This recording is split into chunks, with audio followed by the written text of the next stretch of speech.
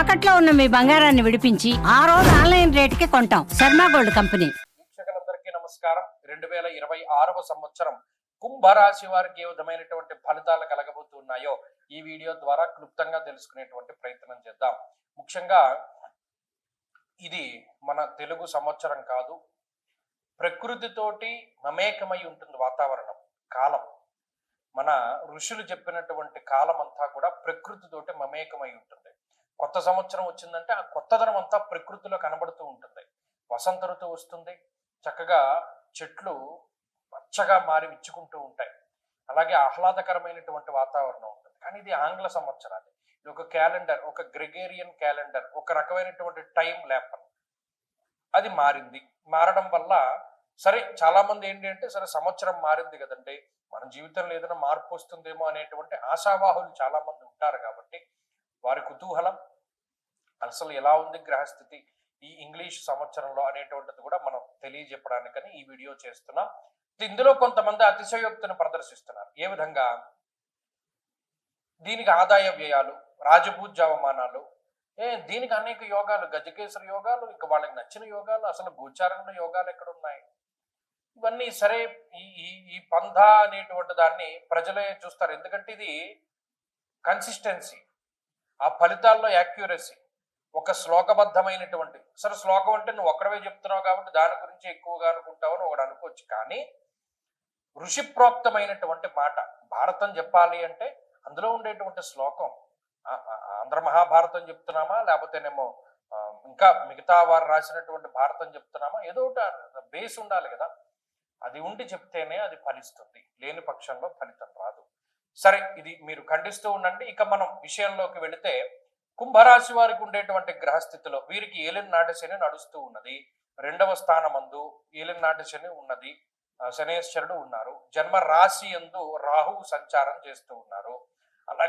అలాగే ఈ సంవత్సరంలో జూన్ నెల 6వ తారీఖు వరకు పంచమంలో గురుబలం ఉంటుంది.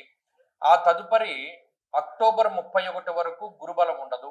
ఆ తర్వాత అక్టోబర్ 31 నుండి సంవత్సరాంతం వరకు గురుబలం కంటిన్యూస్ గా ఉంటుంది. ఇక్కడ మనం గుర్తుపెట్టుకోవాల్సిన విషయం ఏంటి అంటే, ఈ మొత్తం ఫ్యామిలీ, కుంభరాశికి సంబంధించిన ఫ్యామిలీ అంతా కూడా ఈ 3.5 నెలల గురుబలం మినహాయించి మిగతా నెలల్లో ఏదైతే ఈ 8 నెలలు 8.5 నెలల పాటు ఉండేటువంటి గురుబలం ఉన్నదో దాని మీదే ఆధారపడి ముందుకు వెళ్ళాలి. అదే దిక్కు ఇంకా అంతకు మించి లేదు. నిజానికి ఇప్పుడు ఉన్నటువంటి సమయంలో ఆ 8.5 నెలల గురుబలమే చాలా కీలకము. అది కూడా లేకపోతే పూర్తిగా పోయినట్టే. ఆ గురుబలమే మీకు 30% శుభ ఫలితాన్ని ఇచ్చింది. 30% బలాన్ని పొంది ఉన్నటువంటి రాశి కుంభం ఆ గురుబలం వల్ల. సరే మరి ఇప్పుడు జన్మరాహువు ఏలినాటి శని కదండి, అది ఏ రకంగా మనల్ని ఇబ్బంది పెడుతుంది అంటే, గుర్తుపెట్టుకోండి, జన్మ రాశి యందు రాహు ప్రమాదకారి. ఓవర్ కాన్ఫిడెన్స్ వల్ల లేదా అపోహల వల్ల, చెప్పుడు మాటల వల్ల దెబ్బతినేలా చేస్తాడు.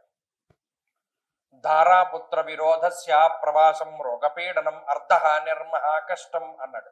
ఇక్కడ శాస్త్రంలో ఉన్నటువంటి విషయాలను పరిశీలన చేస్తే, ధారాపుత్ర విరోధస్య, ఒకటి కుటుంబ కలహములకి రాహు అవకాశాన్ని ఇస్తాడు. 2 కొన్ని సందర్భాల్లో కుటుంబానికి దూరంగా వెళ్ళేటట్టు చేస్తాడు. ఈ రెండిట్లో ఏదైనా జరుగుతుంది.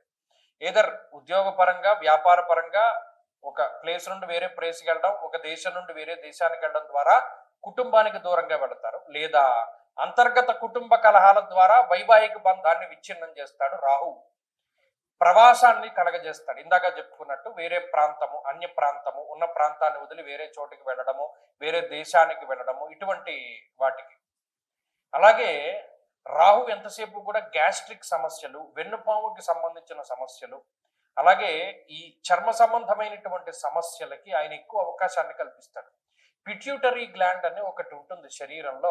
ఆ పిట్యూటరీ గ్లాండ్ రిలేటెడ్ ఇష్యూస్, ఆడవారిలో ఎక్కువగా వచ్చేటువంటి థైరాయిడ్, పిసిఓడి ప్రాబ్లమ్స్ దగ్గర నుండి అనేక రకాల సమస్యలకి రాహు కారణమవుతారు. అది కుంభరాశి వారు కొంత జాగ్రత్తలు తీసుకోవాలి. తదుపరి శనేశ్వరుని యొక్క స్థితిగతులు రాహు యొక్క ఫలితం వలనే అతి ఖర్చు అనేటువంటిది చెప్పబడినది.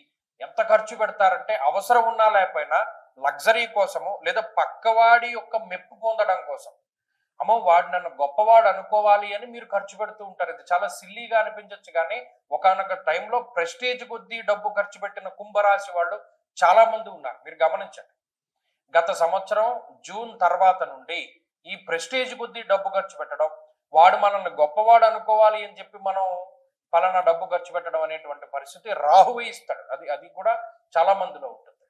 అలాగే మోసపోవడం, బెట్టింగ్, స్పెక్యులేషన్, జూదము, మరే ఇతరత్ర వాటిల్లో ఈజీగా డబ్బు సంపాదించాలి అనేటువంటి వాటి కోసమని డబ్బు ఖర్చు పెట్టి ఆ ధనాన్ని పూర్తిగా కోల్పోయేటువంటి పరిస్థితులకు కూడా రాహువు కారణమవుతాడు.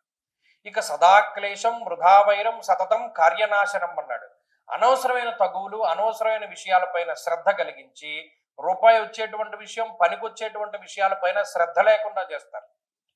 అనవసరమైన కాలక్షేపం, వృధా కాలక్షేపం, సమయాన్ని అంతా వృధాగా చేయడం, పోయిన సమయం గురించి బాధపడుతూ ఇంకా కొంత సమయాన్ని వృధాగా చేసేటువంటి పరిస్థితులు, అనవసరమైన తగువులు, అనవసరమైన మాట పట్టింపులు, చెప్పుడు మాటలు వినడం ద్వారా పాడైపోయే పరిస్థితి, ఇది ఈ గ్రహస్థితి వల్ల ఏర్పడుతుంది. వీటి పరంగా జాగ్రత్తగా ఉండాలి.